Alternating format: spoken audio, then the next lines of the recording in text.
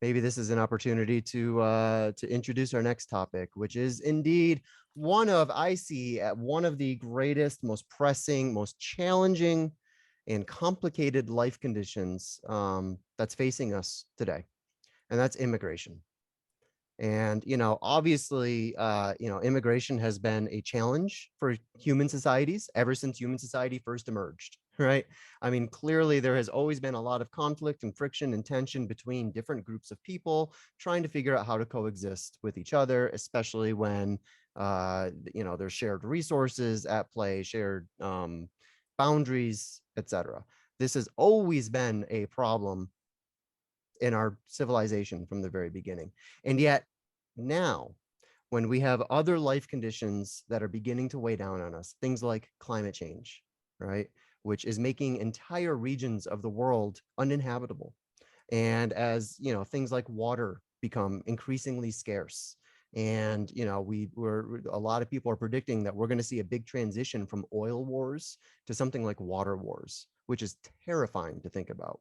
And when you think about how much forced migration, how much this is going to force populations to move and to relocate, this is an incredibly difficult challenge.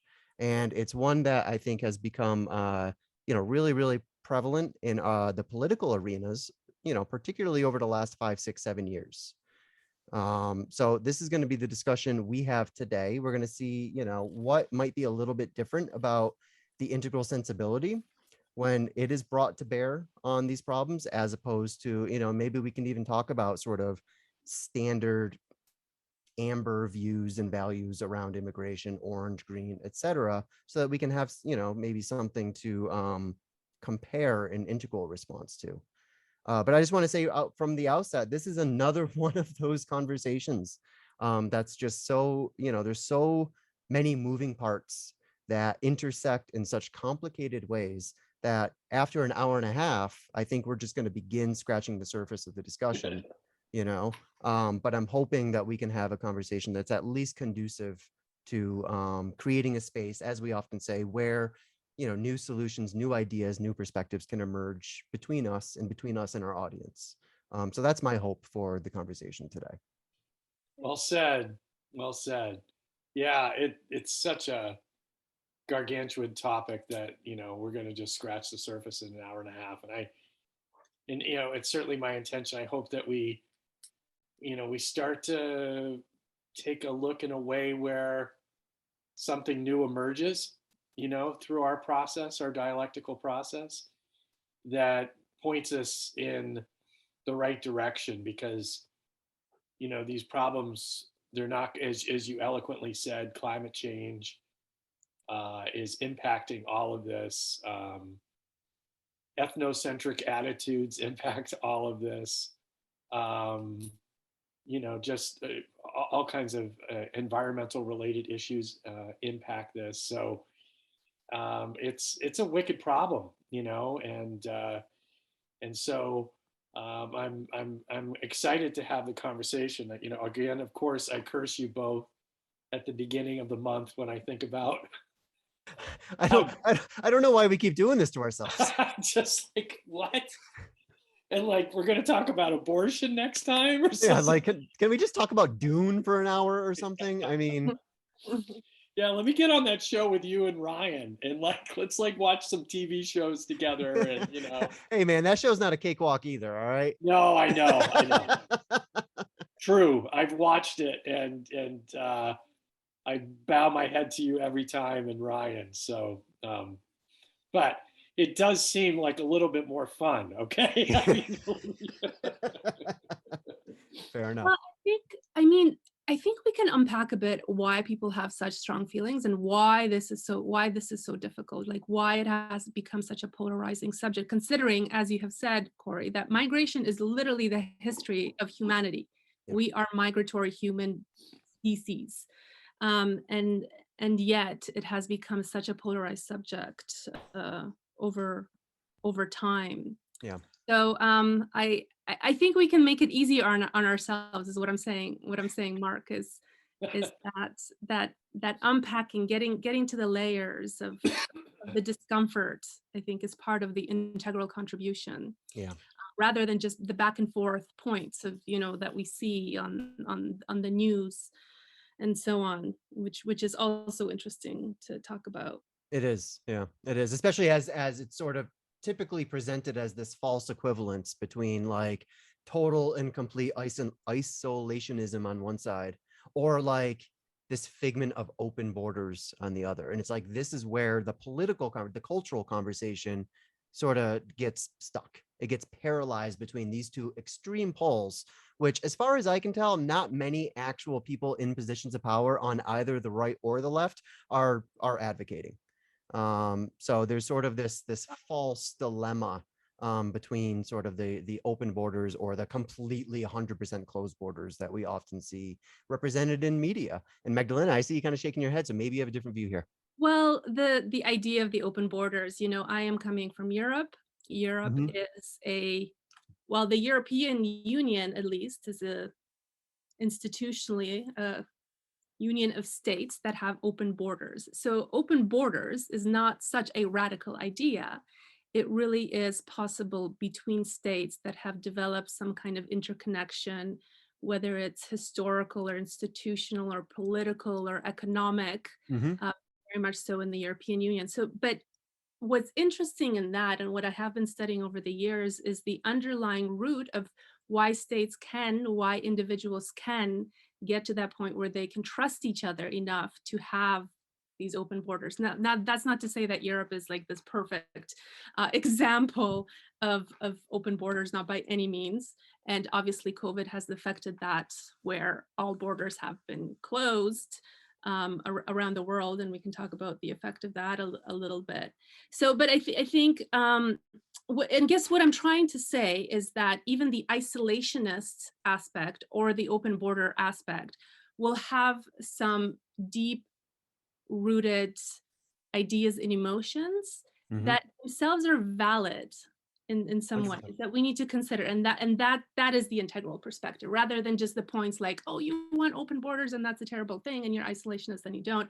We can say, well, why are these values important, and are they realistic, and is it something that through these integral practices like the dialectical process we can get to some kind of a resolution. Yeah, if I could just real briefly, Meg, I just want to double click that because that's such an important point. It's something I find myself returning to over and over again, is reminding myself that what we have here, whenever we have a strong reaction to something like immigration or, even like the pandemic or masks or vaccination, what have you, we sort of can look at this in two ways. We can look at sort of the views that are out there, and chances are there's a lot of views out there that we 100% disagree with. Like there's no overlap between my view and your view. However, if we take the time and we have enough curiosity and we have enough epistemic humility to take another perspective, chances are we can find a few of the animating values beneath those views that's bringing sort of life to those views in the first place. And that's where we can find a lot of overlap. Whether those values are something that here in Integral we would color code as like, oh, that's an amber value and that's an orange value, whatever it is, these are all still alive within us. And I think that this is the opportunity for us to just pause and reflect and to step beyond the views that are presenting ourselves to us and try to contact the underlying values, because that's where I think a lot more common ground can be found between us. Yeah, yeah, definitely. I find it really interesting because it's so complex. Like, there's a lot of irony when it comes to immigration and like who's for it and who's against it. When it comes to certainly the undocumented. And I think about like in the United States, like open border leftists, right, Mm-hmm. are standing arm in arm with exploitative employers, right, in the agribusiness, construction business, hospitality industry, and you got them standing arm in arm together. And then, like on another side, you got pro-labor liberals, right, concerned about unskilled laborers coming into the country, taking their jobs, and they stand arm in arm with like white nationalists Mm. who don't want people coming into the United States that have anything that aren't of white European descent. And it's just like, and then you've got like the environmentalists who were at one point like really not for immigration because of the numbers of, folks pouring into land, but then it became politically incorrect to say things like that. So they just talk about how we need to limit the number of Americans having children, and so it's like this is what's going on, Yeah. and so I don't think if you can necessarily do a developmental, or you can't define this just based on development, because people are arm in arm on this. They don't want to be arm in arm necessarily, like ooh, Yeah. but you are supporting the same thing, Yep. and maybe for different reasons. And I just think that adds a little spice to this conversation. It does. It does. Yeah. Strange bedfellows and odd coalitions. And yeah, no, it's kind of bizarre when you look at it that way. Yeah, yeah. Well, I think with the nation state system that we have developed over the centuries, I suppose, has given us is a sense of identity about who we are. Yes. And this is where we delineate different borders, because those identities in history have moved, groups have moved, tribes have moved. There's always been, this is what I'm saying, there's always been migration. But at some point people settled and said, okay, this is what we're calling this place, this is the idea of who we are. And now strangers and foreigners that are coming in and out, or where we're moving somewhere else, we need rules around that.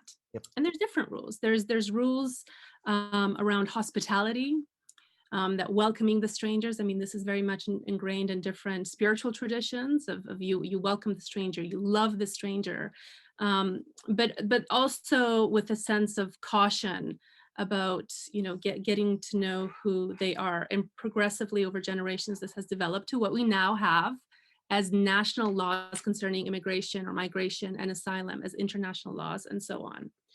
So I just want to say from the offset that I am coming from the migrant perspective, because I am originally from Poland. We had a migratory childhood. We were refugees in Italy. So this is very much ingrained into my self-identity.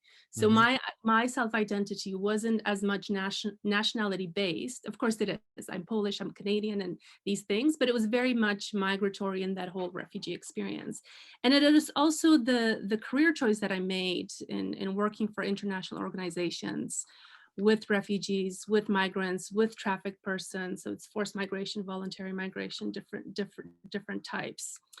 And as I went through that process over the years and decided to look at things from an academic perspective, what I have done in my research is actually applied social psychology, or we could say integral parts of integral psychology as well, to an understanding of why these international systems of migration exist. And it relates to what we're talking about. And there's these points. One is identity formation. We create national legislation of who's in and out based on identity. And that always is something that we can see in the legislation. The other one is threat perception. Perceiving the other as a potential threat. And I say that, the border, now we have all kinds of things at the border, especially the US border right now. I mean, there's potentially a new migrant caravan that is coming from Central America. And I've been following some of the more conservative news outlets of the reaction. If you Google migrant caravan, you'll only get like Fox News and PragerU that have very strong opinions about the migrant caravan, whereas other outlets not so much. They're just saying there's a movement and it's not really a crisis. So the way I look at borders, for example, is where identity and threat meet. Mm. And that's how we can think of it from like a psychological perspective, because otherwise what are they? What are borders?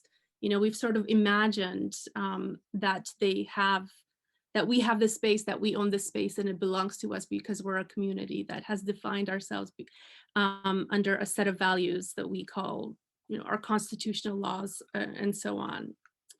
So, and that's not something that's really discussed, and I think in like public discourse about immigration. That why are these borders so important to us? Why, when I again Google the migrant caravan that's coming to the U.S. border, Prager University, which is a very right-leaning um, uh, platform, the whole segment that they have on this is build a wall.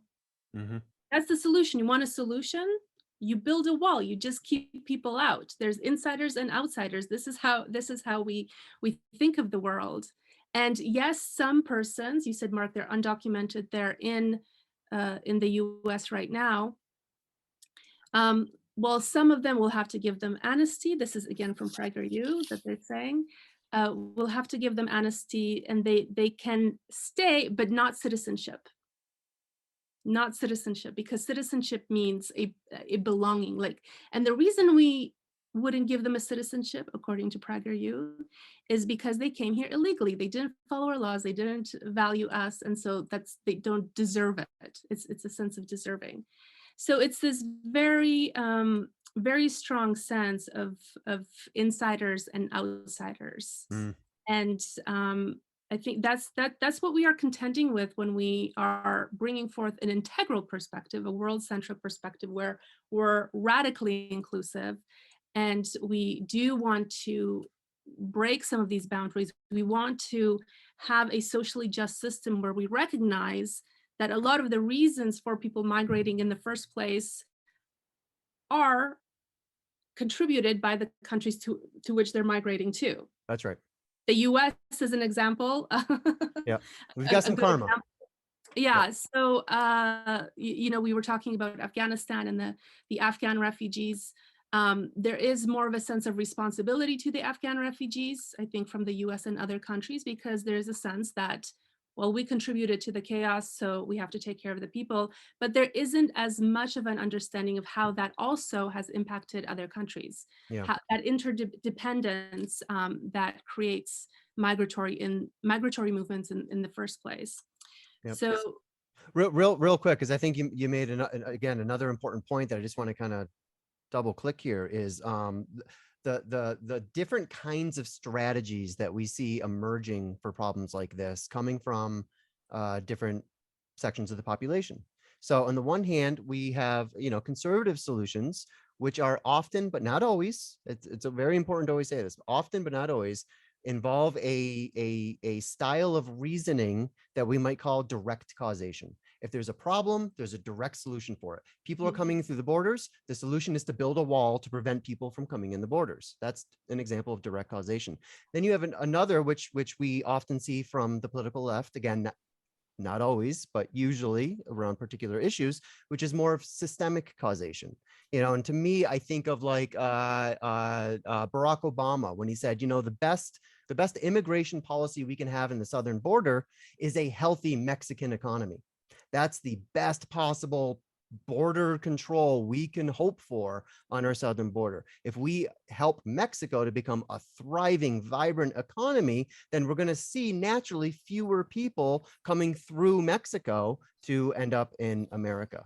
I think that's a great example. And also all of these considerations about the karmas, what has American foreign policy done to actually create these problems in the first place, to create these waves of migrants that are trying to escape their country and find their way to a country like America. All of this, I think, is part of a more systemic causation, but that's a lot more difficult to put on a bumper sticker, right? Yeah. Than something like build a wall, which I think appeals to a sort of an almost like reptilian part of our nervous system, where we're like, yeah, that's how you stop a problem.